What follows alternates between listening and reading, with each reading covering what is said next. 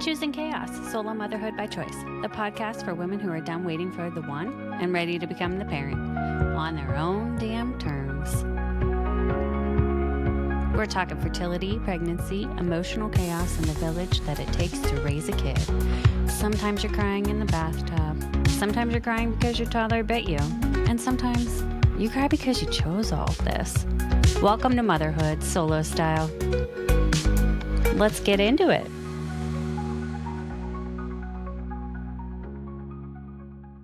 Welcome back to Choosing Chaos, Solo Motherhood by Choice. I'm your host, Laura. Today, I'm so excited to be chatting with Reema, also known as the Choice Mom Coach. She's a single mom coach and a fertile body therapist who helps women bring more ease, confidence, and clarity to the single mom by choice journey. What I love about Reema's work is that it is very deeply rooted in both her professional expertise and her personal story. After years of experience as an executive coach, she went through her own fertility journey and conceived her daughter on her own, despite facing unexplained fertility challenges. Now, she uses that lived experience to help other women feel supported, informed, and even empowered as they step into motherhood on their own terms. Making this decision is not easy. It can come with hesitation, fear, and self-doubt, and a lot of what ifs, if we're being honest. You've probably heard it so many times in the stories that I share each week.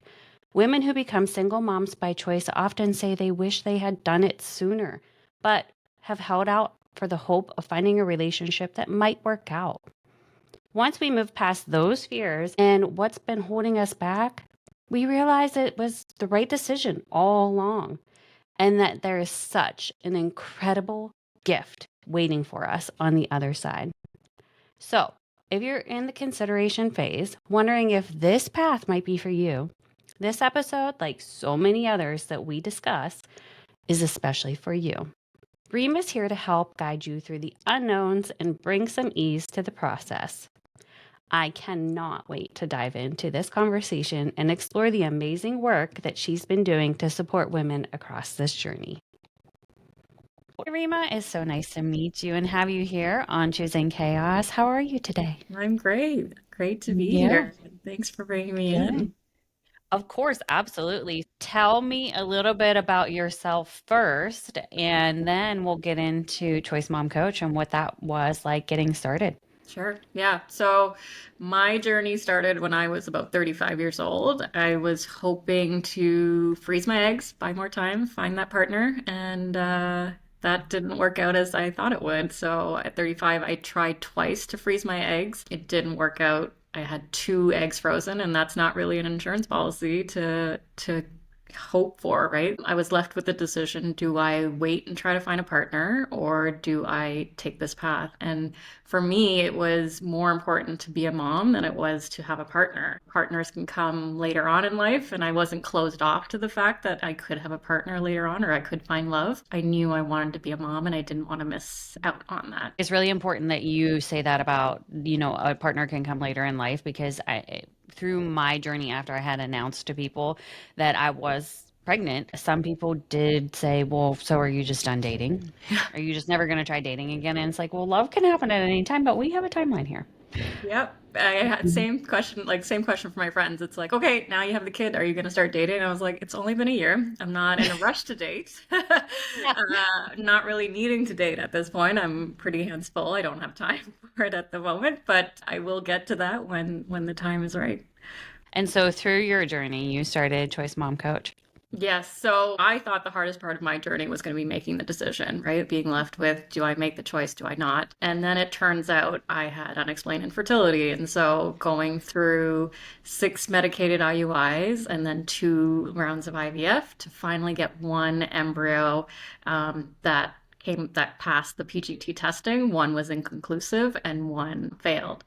And luckily that one turned into, my daughter, who's now 2 years and 8 months. That was great. But through my journey of, just struggling to conceive, making the decisions, picking the donor, like there was not much resources out there.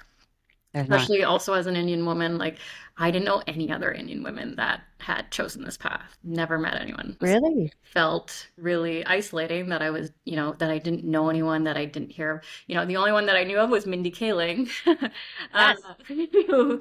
who had done it. And so that was also pretty isolating. And the reason I started Choice Mom Coach was so that no woman has to feel alone in this process, that they know that there's support and resources out there so that you can go through this with, confidence and feel prepared to take this path, which I'd say I sort of coached myself through it, given I was already an executive coach. I've been coaching people for the last 8 years, but took those tools to help me get through, my own decision making, getting over my fears, getting through trying to conceive and failing over and over again, right? Like, and getting back up.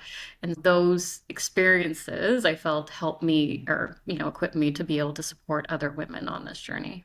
Yeah. And through this journey, have you met other Indian women that have? So Oh, it good. was I was very anti so before Choice Mom Coach or before I kind of came online, I've never really had an active Instagram account. I wasn't on Facebook. And so I wasn't aware of the communities that sort of existed when I was going through my journey. But as I started to promote and bring Choice Mom to Instagram, women reached out to me being like, "Oh my gosh, you're the first one that I've met that is, an Indian single mother by choice." And that's such a nice thing to hear and meet, other women choosing this path. I do believe, because it's just not culturally accepted in terms of like the Indian community, Asian community, that we're still, in a time where there's arranged marriages, and it's still important for families to have a two-parent home, and it's just not something you see. And so that's why talking about it, bringing these stories out there just gives women options and potentially hope. And that's really what I also wanted to try and communicate is the one thing that I want women to know is that this is an option because a lot of people don't feel like it is. And so, what does your village look like, or through your pregnancy and your fertility journey, what did your village look like, knowing that it's not culturally acceptable to take this path? Yeah. So for me, I'm pretty private as it was. Like, that's just how I kind of operate. Same. That's Yeah. been my thing. I'm an introvert too, so I keep things to myself. But when my parents saw me go through the egg freezing process and saw how devastated I was that I didn't have more time, they got on board. Like, initially, when I sort of brought it Okay. up, they weren't. They were like, why would you have, we don't know the genetics of this person. We don't know what you're going to get.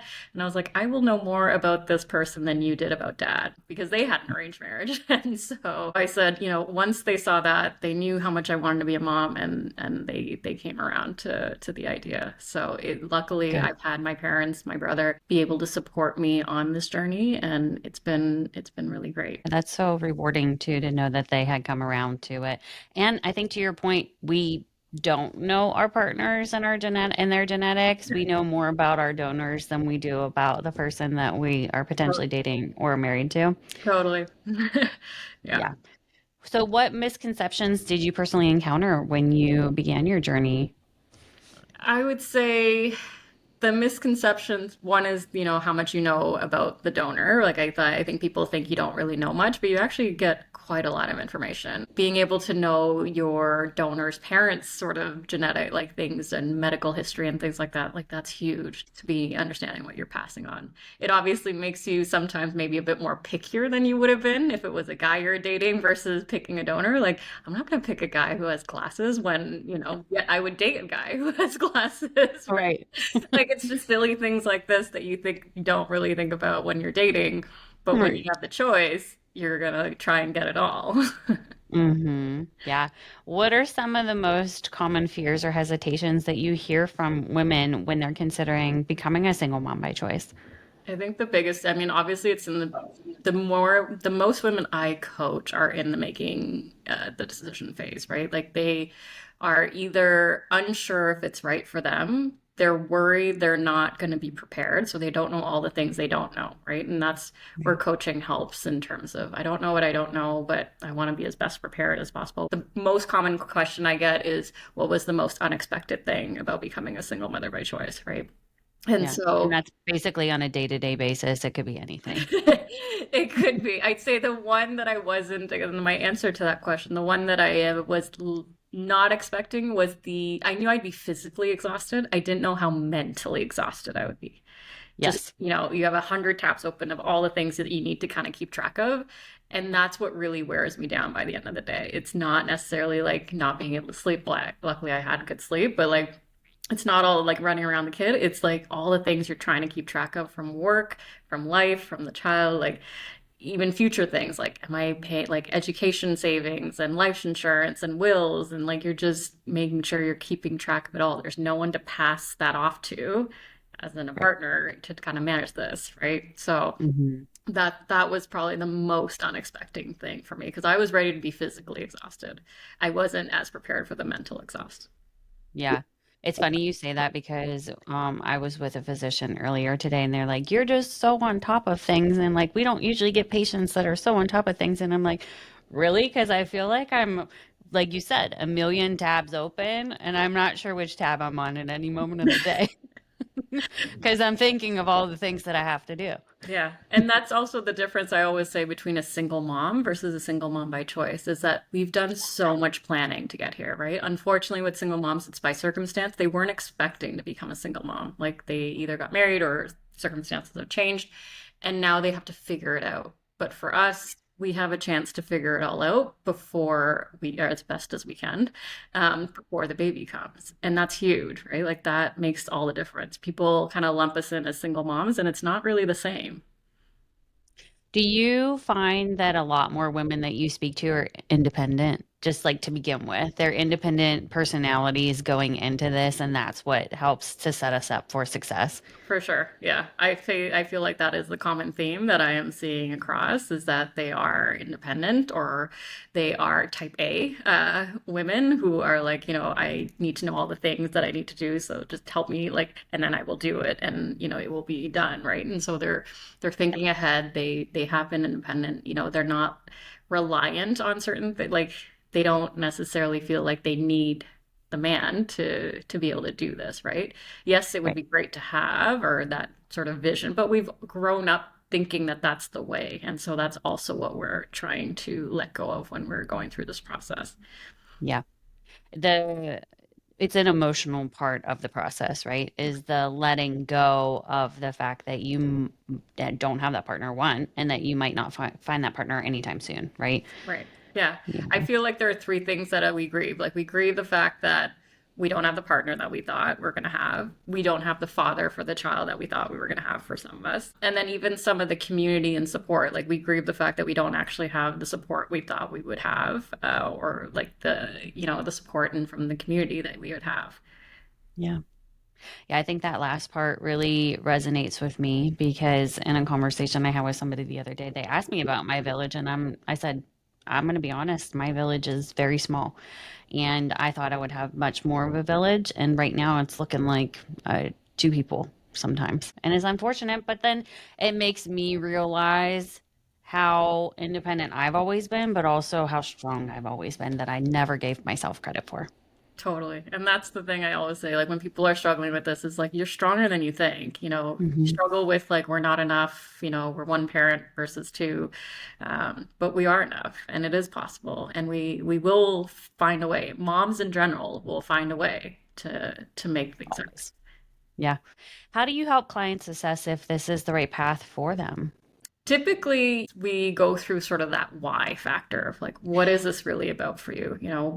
Is it? And sometimes it's hard to put words to it, right? Like it's just like I have this feeling, like I just have this feeling, like I want to do it, and that can be enough to kind of push you forward. But the common answer I'll hear is like, I want my life to be more than just about me. I want to pass things. I want to have that experience, right? And so, it's not necessarily about like this is yes, the child will bring you joy. It will also bring you hardship, and it's going to be challenging. But you hear it also. It's like, oh, if I have a child, I'll be happy, and it's not necessarily the case. Right. That shouldn't be the reason you're doing this. It should be beyond that, right? Like for me, it's my life meaning more, but it's also like serving another individual. Like you know. I am at service now to my child, and I have a huge responsibility to provide the best life I can possible. Mhm. How long of a time frame does it usually take for an individual to really finalize this decision through your experience of working with them?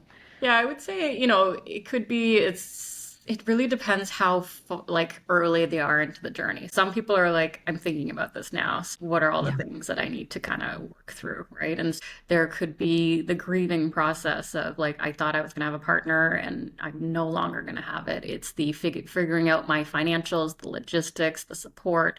There are a few things that you just do need to figure out whether you can move forward. Right. The first one is your fertility assessment. Are you fertile? Are you going to be able to, and can you afford to go through some of these things? yeah, Um, right. And then the other part is like the support system, because beyond you, who would take care of the child? You will need a village to kind of support you, right? And what does that right, look like? And then financially, logistically, it's like, do you need a bigger home? Do you need a car? What, from a financial aspect, do you need to start preparing for in order to feel confident that you can do this on your own? Right. So right. and some are further along in terms of they've got the support, they've got the finances. It's just a matter of like, okay, feeling like I need to know that this is right for me. Some people need to get over the fact that it's not a two-person home, like a two-parent home. And what does the child truly need? Is it two parents? Not really. It's they need love, they need safety, they need that you're providing, right? So that's what it comes down to. It's not necessarily the structure. It's what does the child need? And we work on that in terms of uncovering what do you think the child needs at the end of the day? Because you had two parents, but that doesn't necessarily mean that you had the greatest upbringing. Yes. Absolutely. Because all families look different, right? And just because you have two parents, whatever that situation might look like, it doesn't mean that one of your parents wasn't carrying more of the weight Right, 95% of the time, right? right. When it comes to finances, what advice do you give to women who are considering this, and what's like a ballpark range that you tell them to be prepared for? It's hard to say in terms, I never really give a figure. It's more of them having to do exploring, right? So like from a fertility, like getting pregnant standpoint, where are we? Are we going to be doing IUIs, IVF? Those are two like very different numbers in terms of how much you're saving or how much you need, right? And are Yeah, you, and donor sperm is, since I've used, like, since I needed it to now, I feel like the price has doubled in terms of the cost for donors. I recently just heard a woman saying, I have a known donor that comes and gives me sperm, and I just self inseminate to try and get pregnant because I can't afford awesome. Yeah, donor sperm. I first start with the fertility costs and breaking it down. Like find out IUIs, what are they saying? Like number of IUIs you think you'll need, number like if we do go to IVF, what does that cost look like? Break that down.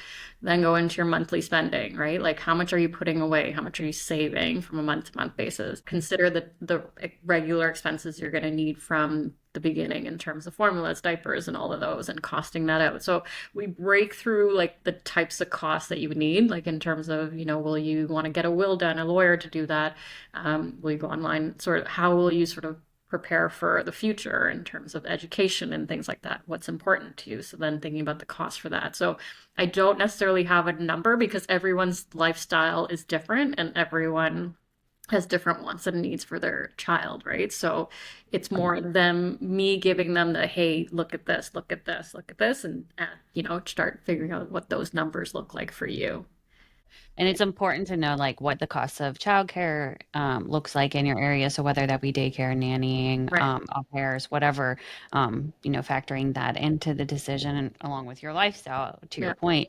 But man, when I was a triple feeder for my son, and so when I gave it, when he finally rolled off formula here a few weeks ago, I was like, that is nice to have that money back in my pocket. Yeah.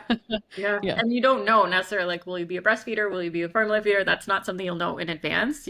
Yeah. Maybe you will take, they don't. You have supply, you don't. And so you just have to plan in advance to see like, okay, if I'm going to need formula, this is what's be, right? So again, it's just about knowing what costs to look out for because we don't know when we start this process. We don't know all the things that we need to be considering.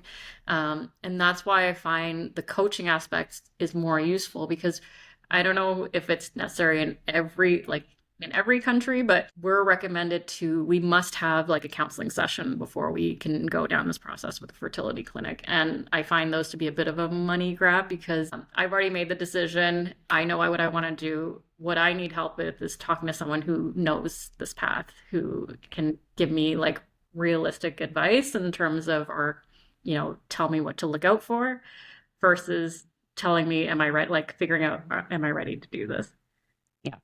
And how much can a therapist really get to know you in one session to say whether you are or are not ready to go down this path? It's going to take multiple sessions, right? But Yeah, if you speak to somebody who's already been down this road, you're getting a straightforward answer, more relatable answer to right, what it is that you're trying to figure out, right. right? So when somebody comes to you and messages you either on Instagram or through your website, what does your coaching process look like from the beginning? Yeah, there are different ways to kind of people have reached out to me, one through Instagram or through clinics. I do reach out to clinics directly and say, hey, you know what? You're not like, they know, the doctors know when they're not equipped to have that conversation with someone who has now been told their fertility has dropped and you got to make a call, or they've just started the process and they're like, hey, I need a little bit of, like, the doctors don't necessarily know how to respond to some of that. So I've provided clinics with certain clinics around for a patient handout to say, hey, you've got a patient who's choosing this path. They're either at the point of having to make the decision or they've decided they want to go ahead and they need sort of a 30-minute free consult to understand, like, help kind of navigate this. And potentially, if they want more coaching, happy to sort of provide that. But I feel like that's the first point of entry for women, other than, Instagram and social media, to realize, okay, this is where I'm at and I need to kind of figure things out. And so once they come in for the 30-minute consult, I'd say majority of women that are coming in are either making the decision or picking a donor. So once you've made the biggest decision of becoming a single mother by choice, the second biggest decision feels like the donor, picking the donor, and how do you do it and how overwhelming it can feel Yes. for that process and how to figure that out. I'd say those are the two most common. I do support women who are trying to conceive as well and just struggling to continue to keep going and just navigating that and surrendering to the fact that you can't actually force yourself, like it can't happen through you controlling pregnancy, right? Like a lot of it is reducing stress, mindset, surrendering to the fact that I'm going to do everything I can, and then it's up to the universe to for it to stick, right? And That's so so true. so there's those three sort of areas I'd say I coach the most on. And usually it's like a 3 month, usually I would do 3 months. It can sometimes be one-offs, but I'd say usually 3 month sessions where we're doing 2 sessions a month and we're working through either whether it be picking the donors, then it's giving them a structured process of here's how I would want you to approach it.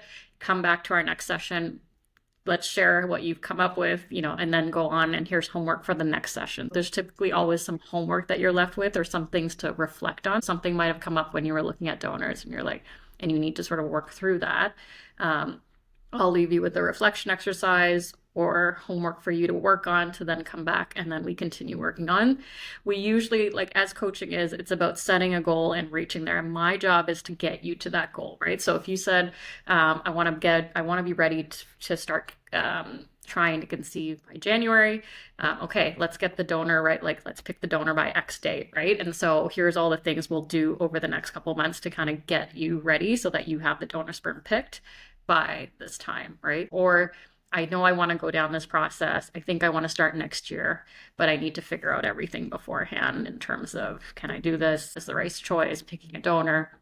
And so we'll break it down in terms of, okay, what we'll structure our sessions around to get you to the point of, okay, this is the timeline you want to hit. These are all the things we need to figure out before then, and you'll be ready to go by that time.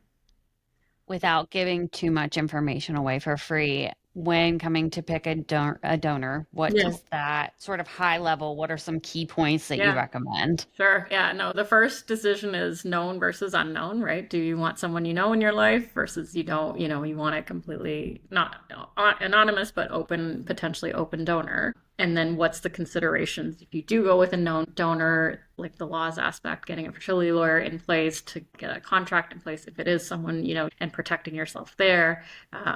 And then there's obviously the sperm bank route and what are the sperm banks out there? How do you start looking at profiles and breaking it down sort of with different steps through the way. I would say, not to really give anything away, like obviously you're going to go through several different donor websites. Everyone displays the information differently or and provides different types of information. And so it's Yes. also understanding what is your criteria, right? What is the criteria that you need? And then, is it too, sometimes we have like this huge long list, I want all these things, and then by the end of it, you're left with really these are what's the really Your important, options. right? Yeah. Hmm. So you have to bring down that criteria and really think about what's important. So I help guide them through criteria picking and then really what's important to you so that you bring down the profiles and then you're down to your three. And then how do you come down to that one? It's sort of guiding them through that. Have you ever come across somebody who had all of their criteria and came down to, say, three donors, and those donors were unavailable? Because we all know that happens. Oh, it definitely happens. Yeah, for sure. Like that's the reason why we, have to keep more than like not just one option at the end of the day, because even the one that you're like, that's the one, always have a backup because you just don't know in terms of vials. And then also talking about how many vials to buy. If Yes. you want more than one baby, that then you'd want, and are you going IUI versus IVF? Like there's different number of vials you would purchase for the different types of fertility treatments and or if you want baby number two. I didn't know that for IVF, you really only need one vial for 2 cycles of IVF. I didn't know that. Yeah. Yeah. That's amazing. Less money spent. Yeah. There's just so Yeah. many things like that on our journey. Like I didn't know. I wish I knew. And we have to kind of like go through, make mistakes and keep going and share what we can through the journey. It is so true. So, how do you help women manage outside opinions, whether from family, friends, or society? Yes, when you're going through this process, a lot of it is protecting your energy, right? In terms of and setting boundaries. So it's up to you to kind of decide who you want to share with, the and how you want to, how much you want to share. So, obviously family wants to be involved, but there's also you want to just there are times you won't have answers to things. You're trying to get pregnant and it's not happening. Your family's like, why isn't it happening? Well, I don't know why it's not happening. It's just not happening, right? And so Science. it's stressful and it impacts your energy, your mood, and all those things. And so I always, one of the things that I was happy that I did during my process, it was during COVID when I was going through mine, but there was a subset of friends that I had kept that had no idea I was going through this process, which was really nice to have because the friends that didn't, like the few friends that did know, they would always be like, hey, how's it going? How's the, and I'm like, I don't want to deal with this. I just want to be like myself, not Me. someone who's going through infertility and not someone who's trying to get pregnant. I just want to hang out and not deal with that, right? And so it was nice to come to a group of friends who just didn't know what was going on, and I could just be me, not the girl going through infertility. There's that. And then in terms of sharing, when I got pregnant, I wasn't excited to share it with everyone because it had been such a challenging journey. I knew what it meant to get to where I got to, but no one would necessarily understand what it meant for me, and so I kept it still pretty close to the chest, also being an introvert. I actually used the line from Mindy Kaling, who said, when she was asked on a talk show, who's the dad? And she said, I want to share that with my daughter before I share that information with the world, which I really respect and love that line because, when I went, it came time for for me to share with friends, I'd said, it's been a long journey, it's been tough, but I'm happy to say that I'm pregnant. But I've been trying for some time. I'm pregnant. I'm really happy about it. And I'm sure you're wondering the who, what, where, or when, how. But that's something I want to share with my daughter first before I share it with everyone else. Yeah. And was that well Oh, received by well them? received. Yeah, like everyone, Good. no questions asked, no, like, no getting into, because I didn't even want to get into everything that I had been through. I just Right. wanted to be happy that, I was finally pregnant. I said my parents are happy. We're all supportive. Like, this is, I'm extremely happy to finally be pregnant. And then Yeah. everyone just focused on that piece, right, of my happiness and being pregnant. It's it's like natural for people to ask a lot of questions, right? Especially if you don't have a partner, they want to know all the whys. But Yeah. sometimes it's better to just not ask those questions, right? But I was similar to you, and I think you said it very well, is I was very quiet my entire fertility journey. I didn't want to be asked the questions because I felt like at any point I was fragile. And if I were asked the wrong question at the wrong time, Yeah. I could break. And I think you said it a lot better too. But then, even once I did get pregnant, it took me, not family, because my family I told around 13 weeks, but it took me until 17, 20 weeks to tell a lot of my friends and the rest of the world. I mean, I went into my anatomy scan to make any sort of social media posts because I wasn't sure. I also didn't want to be asked all the questions Yeah. as the whys Yeah. as to, well, we've never seen a guy on your Yeah. social media or whatever it might be. I didn't want those questions. Yeah. I just wanted to be happy in my own little bubble, Exactly. and enjoy those moments because it is an emotional journey Yeah. to go through this. Yeah, Yeah. and that's why I say protect your boat, like protect your energy in this journey, like set boundaries, protect. It's okay. You don't need to tell anyone anything. You don't owe anyone anything on No. this journey. It is just you making these calls, and you got to do what's right for you. Yeah. Even now that your daughter is 2.5, do you still have people that don't know about Yeah, I how? mean, a lot of my work that, so for my consulting coaching work that I do, a lot of my clients don't know I'm a single mother by choice, and nor do I need to tell them. Like at first, I was holding off telling them because I didn't want them to think I was slacking or not able to do certain things because I was solo mom and had to manage all these things. So I didn't want any slack. I wanted them to treat me the same way I was before pregnancy and after pregnancy. So, unless I'm now sharing it a bit more than I used to because now it's fine. But before I was like, I don't need to share it. It doesn't matter whether it was with a partner or not. I have a baby and everyone just wants to know about the kid really anyways at this point too. Yeah. Yeah. I don't know.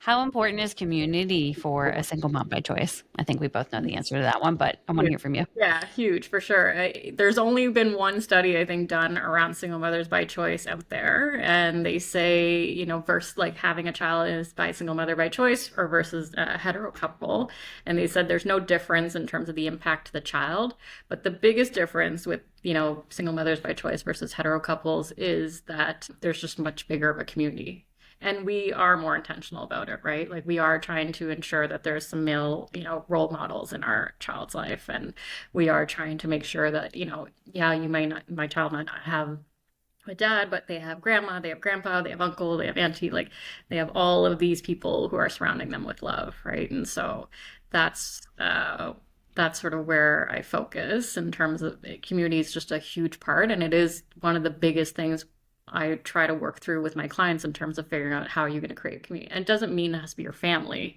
It's just what are other ways community could look like for you. Yeah. Whether that be through a local moms group or the Facebook platforms, there's so many people on those where you can find out a million questions and answers.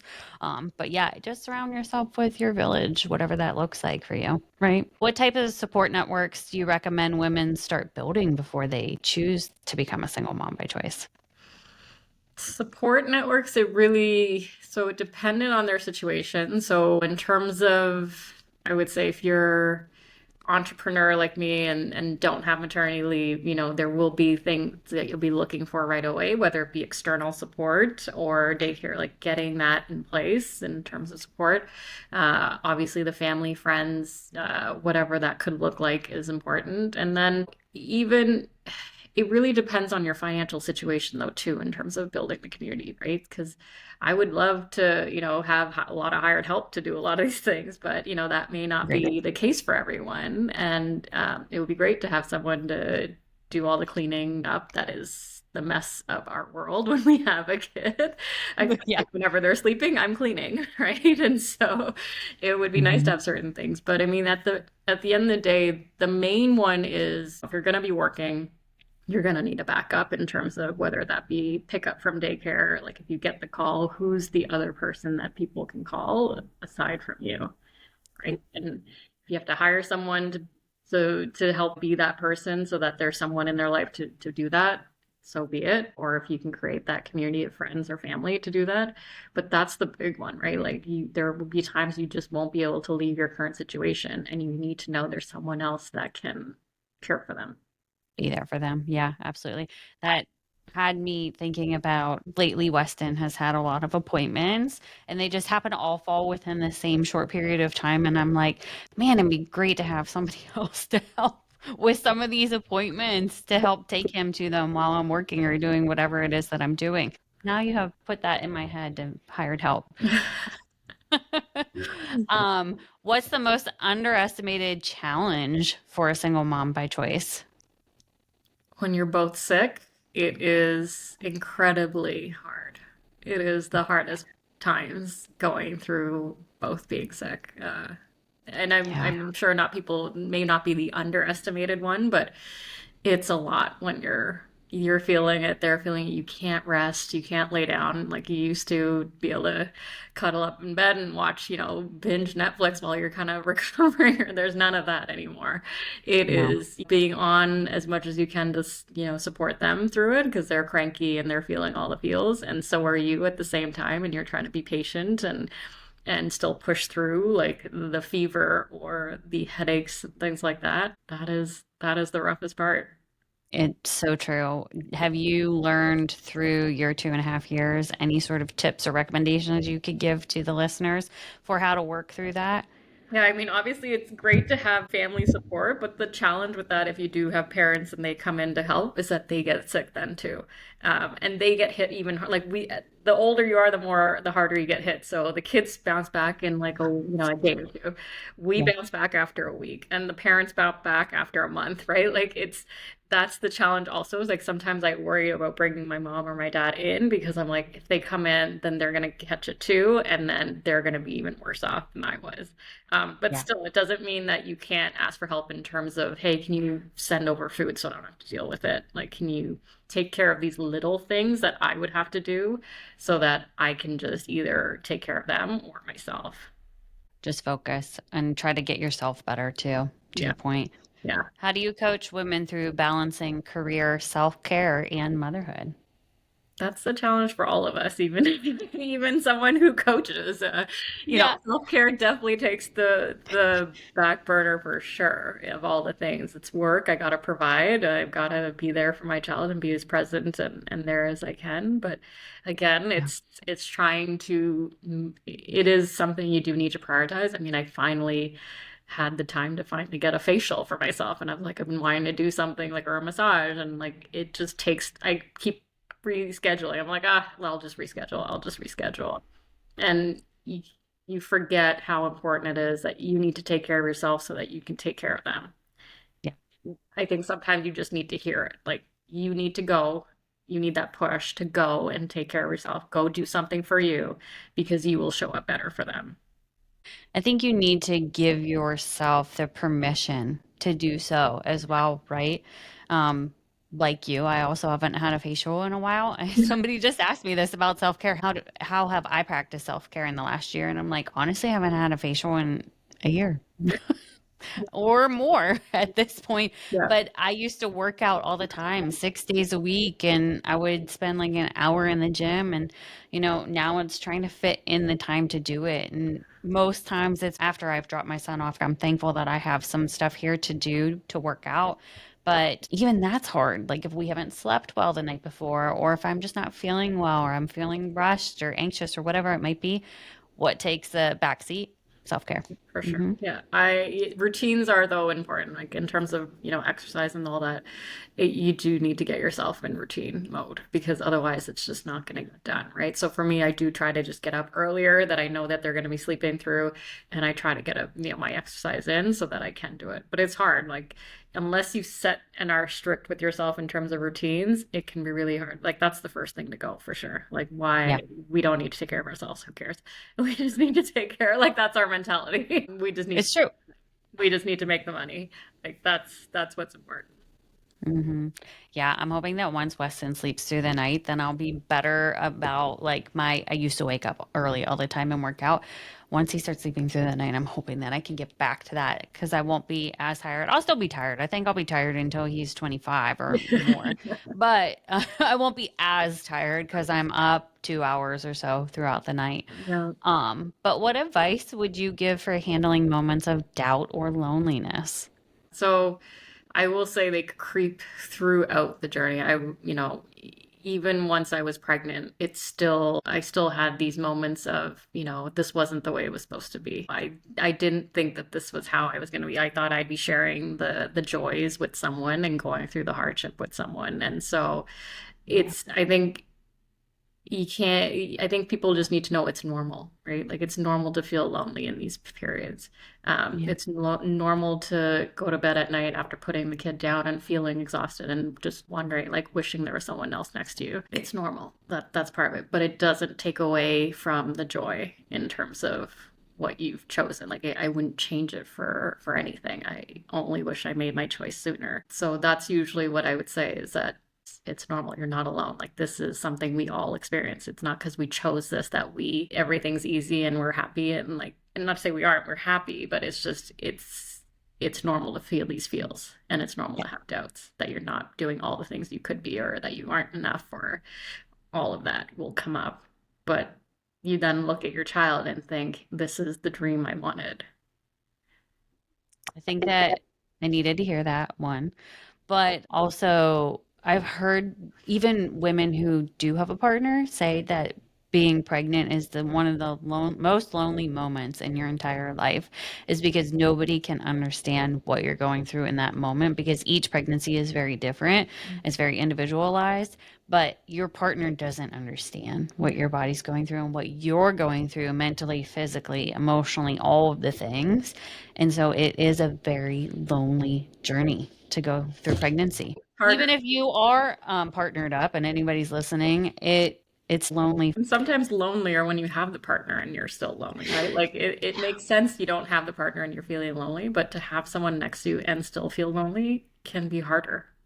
I think to your point, the greatest gift and outcome in the end is worth all of it. When you just see that little face light up, you know that all the moments that you felt lonely or questioned, whatever, just kind of go out the window, Right. because it is so worth the gift in the end.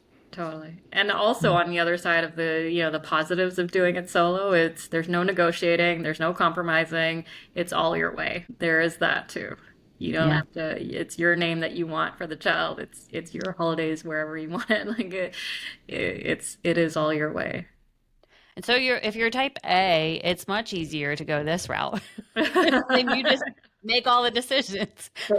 Yep. Type A, get all the decisions, all your way, Yeah. for sure.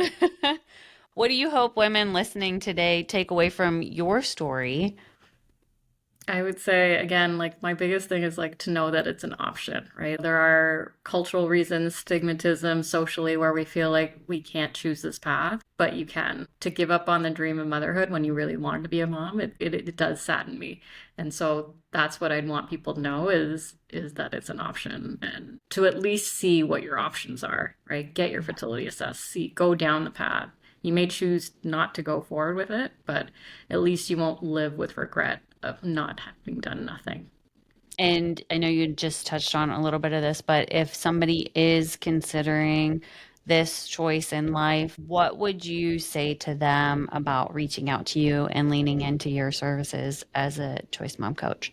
Yeah, I'd say it can't hurt to book a free 30-minute call and just understand what this path is about. Maybe answer some of those questions that you have like in your head that Google just gives you 100 different answers to. It can help to just talk to someone who's been through it. I know it's helped me when I found some women who went through it, and asked those questions that are just burning in your mind all day long. And Google rabbit hole just doesn't do the same kind of justice. And so if you're Yeah. struggling with it and this is your dream, why not reach out?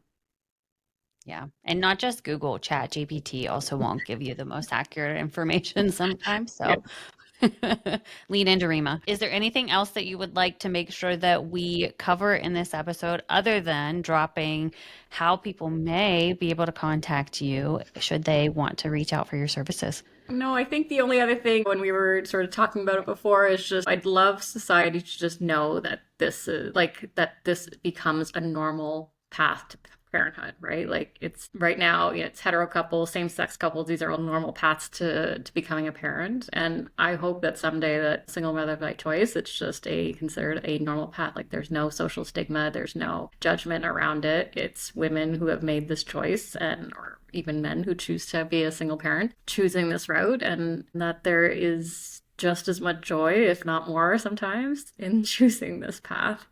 Mhm. Absolutely. And I know that when we first got started, you were mentioning that you're working on a little project. Did you Yes. want to talk Yeah. about that? Yeah, so as probably women know or who are going through this process, there aren't that many resources out there to support women. And so through my journey, I was journaling all the feels that I was going through from making the decision all the way till the first weeks of having my child. And so I've been putting together, I've written a book. It will be published early next year. And the idea of this book is really to help women navigate the entire process. So, from starting the feeling of having that seed in your mind of single mother by choice to making the decision, grieving the fairy tale, picking a donor, preparing for pregnancy, and just the first weeks as a single mother by choice. So it's a guide that helps you reflect on the questions that you need to consider. It's tips to how to navigate through it, and it's exercises to help you overcome the fears, the doubts, the hard times of when you're struggling to conceive. So I'm really excited to be bringing this out. And next year I'm working with a publisher right now. It's being edited. We're working on book covers. It's very exciting. But yeah, this is something that I hope will like I feel like it's the missing piece out there in terms of resources that I hope will help a lot of women. And you just mentioned this very briefly, but in the early postpartum days, what would you say to women who are now choice moms because they recently delivered? Is there any resources that you recommend they lean into or just advice in general for them?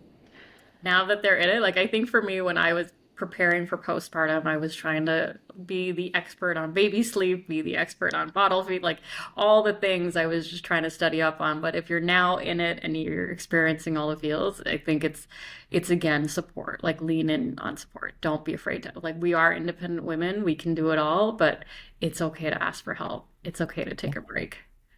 And it's okay to hire help too. That's I it. know we sort of briefly touched on that before, but don't let the costs of whatever scare you, especially in those newborn days.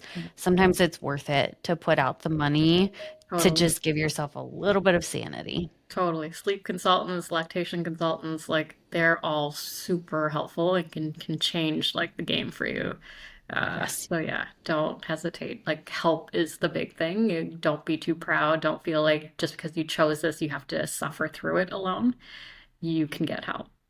Yeah. Rima, how do people connect with you? People can find me either on my website, www.choicemomcoach.com. They can find me on Instagram at choicemomcoach. And yeah, they can directly send me a message if they want to connect or book in a free call through the website. Love it. Any last minute words that you would like to share with the listeners? No, I think if you're on the fence and you're trying to decide, what's the harm in investigating it, right? Like, don't wait. The biggest regret I have was waiting too long. Like, I wish I'd made the choice sooner. I waited till mid, or by the time I was pregnant, it was closer to 40. The biggest issue you'll see, even through our communities and social media, is that people wait till they're 40 to make this choice. And then that's when our fertility is at their lowest. You think you have more time than you think, and you don't. And so I urge people to get their fertility assessed if this is something you really want. Yeah.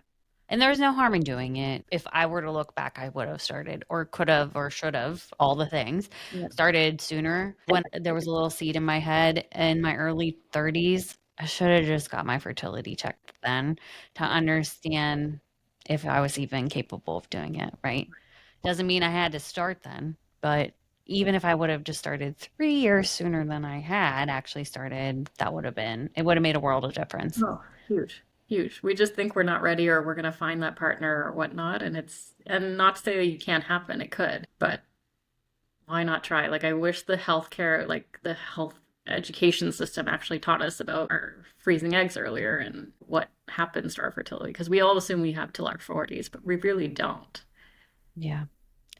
And I think that the financial aspect of it really holds a lot of us back too, because I don't know how much it is to freeze eggs, but I can imagine that that is scary, right? When you think of the costs that might be associated with doing that. Yeah, totally. And we're not all financially there. No. Yeah. Thank you so much, Reema. This Yeah. was an amazing conversation. Anybody who is considering, please reach out to Reema. And I am so happy that you came and spoke with us today. Yeah. Thank you so much, Laura. I really appreciate it. Yeah. Of course. Reema, thank you so much for joining me and sharing your story, and for reminding us that choosing this path, and sometimes even choosing the chaos that comes with this path, can also mean choosing growth, joy, and deep self trust. I love how you blend your professional insight and your personal experience with an honest perspective. It's both grounding and incredibly inspiring. This decision can absolutely feel scary at times. And trust me, as a single mom to a 13-month-old, there are still days when the uncertainty of the future brings me anxiety. But even in those moments, I feel endlessly grateful that Weston is my son and I get to be his mama. He's truly the missing puzzle piece that I didn't even know I was searching for all along. If you'd like to connect with Reema or learn more about her work, you can find her on Instagram at Choice Mom Coach. I'll also share her links in the show notes. And if you've been following along and enjoying these conversations, come hang out with us on Instagram, TikTok, and Patreon for more stories, behind the scenes moments, and honest conversations about what it really means to choose your own version of motherhood, the chaos and all. Reema, thank you so much again. This has been such a beautiful and empowering conversation. Until next time.